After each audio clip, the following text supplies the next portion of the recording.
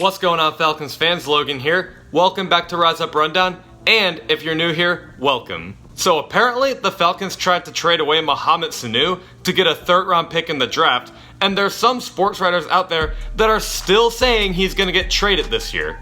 I just thought I'd give my take on Mohamed Sanu himself and on the trade. So, here's the rundown. So again, we all know the Falcons did not have a third-round pick in the draft, but they tried to trade away Mohamed Sanu to go get one. And though it ultimately never happened, some sports writers are still going off saying he's likely to be traded this year. First off, no, he's not going to get traded. There's no way the Falcons actually have faith in Justin Hardy and Marcus Green to just fill in his position like it's nothing. If he was to get traded, it would probably be next year, but just not this year. Second, I'm here to react to the news and just tell you what I think of this possible trade, and hopefully you guys will agree. Now, the only positive from this is that you can clear up more cap space. I know Deion Jones and Keanu Neal are waiting for their contract extension, which they will get probably next year to be honest, and Julio Jones is waiting on getting his money as well. And let's be honest, all those players are better than Mohamed Sanu, so we do need to make sure we pay those guys ASAP. And maybe another thing to watch out for is to see a lack of production from Mohamed Sanu. They got Julio Jones, but now that Calvin Ridley is here, Matt Ryan is obviously going to want to get him going as well. This kind of goes back to Roddy White, how in 2015 they never really used him all that much, because one, Julio Jones is Julio Jones, but two, Devontae Freeman was someone they realized they need to use more of, and even Tevin Coleman. So they took away Roddy White because they weren't going to use him anymore, and it worked out because they made the Super Bowl with a high-scoring offense. So basically, what I'm saying is that now that Calvin Ridley is on the team, and even some new players like Ito Smith and Quadre Allison, and they have Julio Jones, they might not necessarily use Mohamed Sanu all that much because they want to get these new guys going, which makes a lot of sense. But outside of that, I don't think trading away Mohamed Sanu is a good idea, or at least for this year.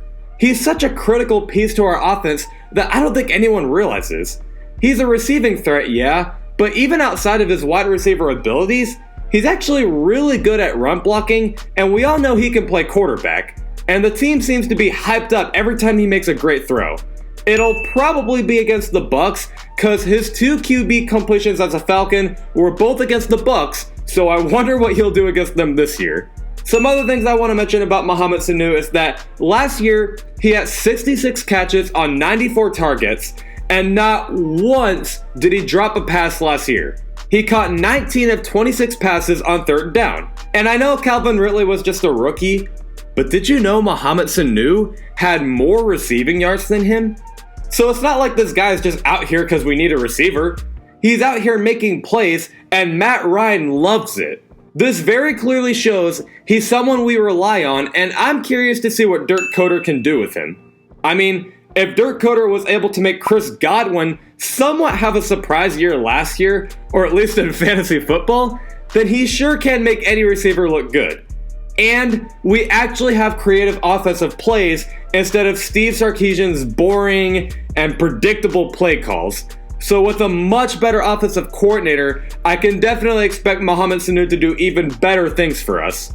Now, if all the players do well and Sanu just isn't used much, then fine, I would release him. But if not, I think it's a mistake to do so. Overall, I get the trade. You need cap space, you want to get these new guys going, but if after this year, Sanu is still consistent and adds so much value than anyone realizes, please, Falcons, do not release this guy. But that's just what I think. Let me know what you guys think in the comment section below. But other than that, whether you guys agree or not, please make sure to smash that like button, blow up the comment section, and definitely hit that subscribe button so you don't miss any weekly content. There's new episodes every Tuesday and Friday at 11 o'clock a.m. Eastern, and I will see you guys next Tuesday at 11 o'clock a.m. Eastern.